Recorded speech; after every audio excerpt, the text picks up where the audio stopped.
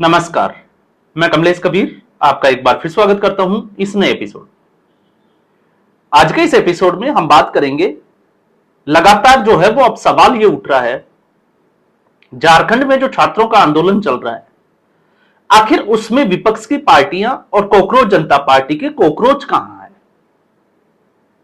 वो ग्राउंड पर दिखाई क्यों नहीं दे रहे? ना उनके समर्थन में कुछ बोलते हुए दिखाई देते हैं, ना उनका कोई जो है वो इस तरीके का ट्वीट आ रहा है जो कि सोशल मीडिया पर देखने को मिले। अब पहली चीज, क्योंकि अगर हम कॉकरोच जनता पार्टी की बात करें तो डे वन से हम बात कर रहे थे कि कॉकरोच पार्टी का जन्म कैसे हुआ। कॉकरोच पार्टी का जन्म जो है वो किसी पेपर लीक की वजह से नहीं हुआ, उसका जन्म जो हुआ था वो सीजीआई की एक टिप्पणी से हुआ था और बड़ी चालाकी के साथ और पूरी प्लानिंग के साथ जो है वो उसको भुनाया गया।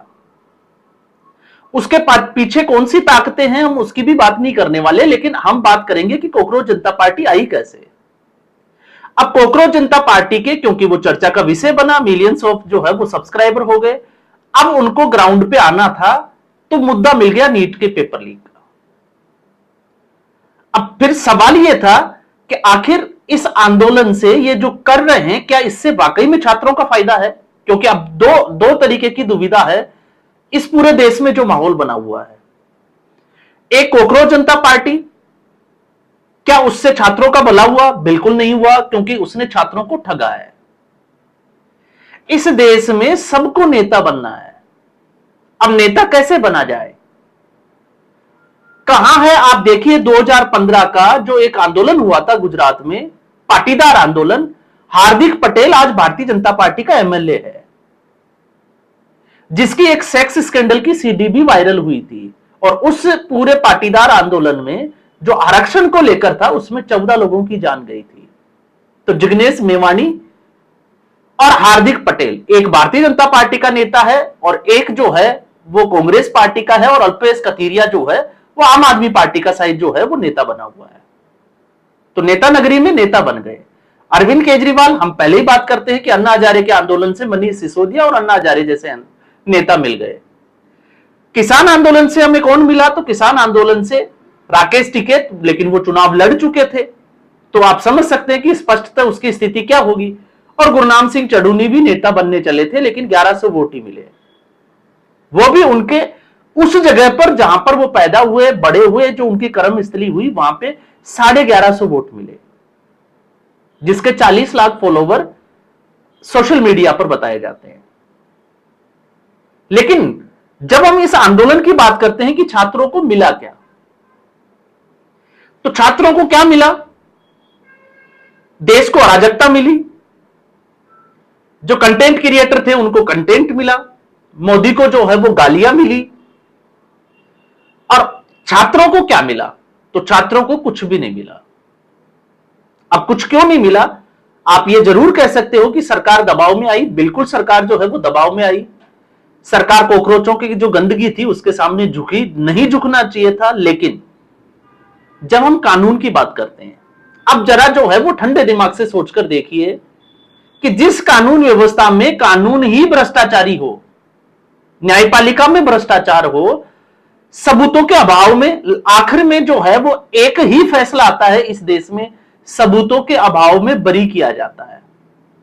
अब सबूतों का अभाव, किस चीज का अभाव? ये भी तो बड़ा सवाल उठता है ना। लेकिन सबूतों का अभाव है। अब आप इसको किसी भी संदर्भ में देख सकते हैं।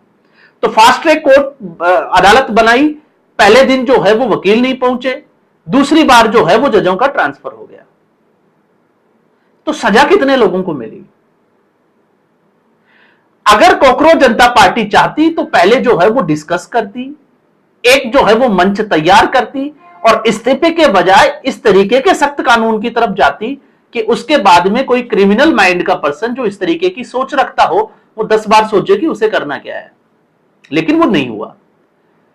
अब विपक्ष की जहां भूमिका थी, अब आप ये समझोगे कि मैंने ये इसका एग्जाम्पल क्यों दिया। मैंने इसका एग्जाम्पल उस सवाल के जवाब के लिए दिया जिसका हम जवाब ढूंढ रहे थे कि आखिर कॉकरोच जनता पार्टी में छात्र नहीं थे तो थे कौन? और अगर वो छात्र थे तो झारखंड वाले जो छात्र है वो छात्र क्यों नहीं है फिर? तो पहली चीज, आपको विपक्ष को समझना पड़ेगा। आप ये देखिए, क्रोनोलॉजी को समझिए कि उस वक्त 20 जुलाई को देश के कौन कौन से हिस्से में जो है वो आंदोलन चल रहा था। पहले आप उसको पकड़ने का प्रयास करिए। दिल्ली में आंदोलन क्यों था? क्योंकि विपक्ष जो है वो हार चुका था यहां पर, और ये हार की हताशा थी, जिसको जो गुस्सा था विपक्षी पार्टी का हारने का, उसके अहंकार का, जो चुनाव में जनता ने तोड़ दिया था, वो उसको बाहर निकालने का एक प्रयास था। तो अब आप समझ सकते हैं, मुझे पार्टी का नाम लेने की भी जरूरत नहीं है। और वो इसलिए जरूरत नहीं है कि एक तरफ जो है वो कोकरोच जनता पार्टी के जो कन्वीनर है, जो भी आप कहिए, वो कहते हैं कि ये बीजेपी के गुंडे थे। ठीक है, बीजेपी के गुंडे थे तो उनको पिटने दो, हवालात में हवा खाने दो। आपके तो नहीं थे ना तो वो छात्र थे, ना आम आदमी पार्टी के नेता थे। तो फिर अरविंद केजरीवाल थानों के चक्कर क्यों काट रहे थे? वो ये क्यों कह रहे थे कि वो अच्छे से अच्छे वकील प्रोवाइड करवाएंगे? और फिर यही कोकरोच जनता पार्टी के जो हेड बने हुए हैं, वो ये क्यों कहते हैं कि एफआईआर वापस होनी चाहिए? और अब दिल्ली पुलिस के आंकड़ों के हिसाब से जो है वो सारी चीजें बातें सामने आ गई, और कई तरह के जो है वो वीडियो फुटेज भी सामने आ गए। तो दिल्ली में इसलिए हुआ क्योंकि आम आदमी पार्टी चुनाव हार चुकी थी, उसकी हताशा थी, उसकी निराशा थी, उसके कार्यकर्ताओं में एक गुस्सा था हारने का, उसको बाहर निकालना था। अब शायद आपको जो है वो इसको समझना इजी हो जाएगा।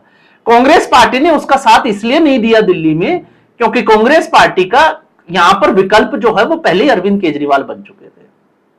इसलिए राहुल गांधी ने कोकरोच जनता पार्टी का समर्थन नहीं करके अपनी एक अलग राह पकड़ी।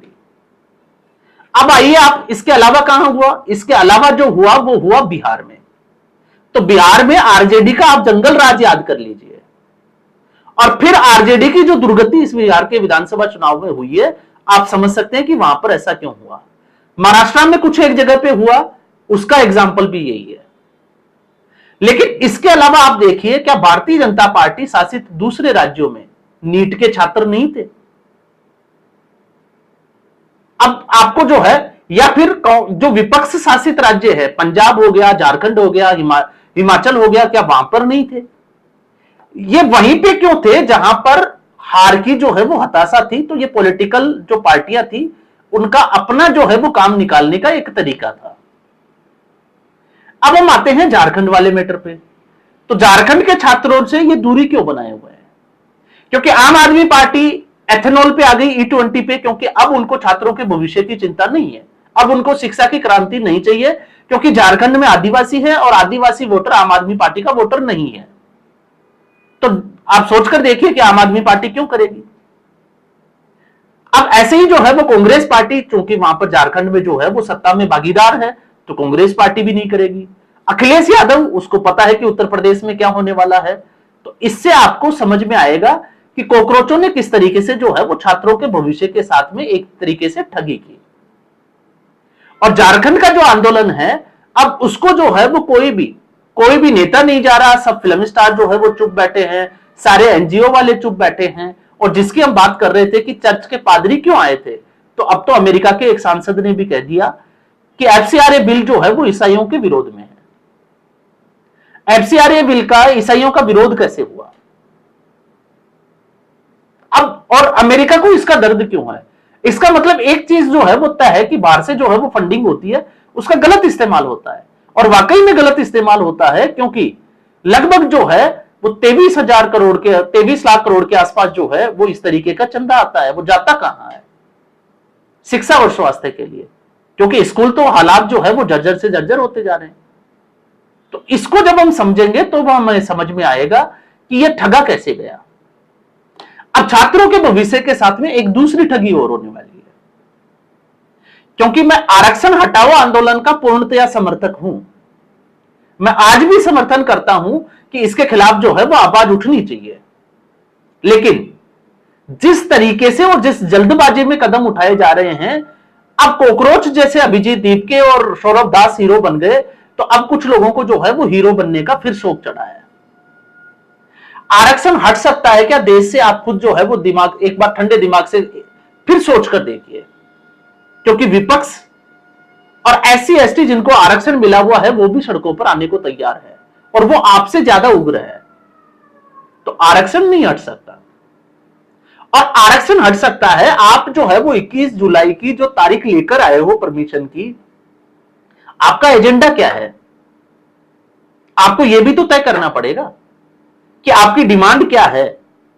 सिर्फ आरक्षण हटाओ या फिर आपके पास कोई डेटा और फैक्ट्स है जिसके तथ्यों के साथ में आप वहां पर बोल सके। तो ये जो है, मुझे लगता है कि अब सारी चीजें एक साथ जो है वो गलत दिशा में जा रही है।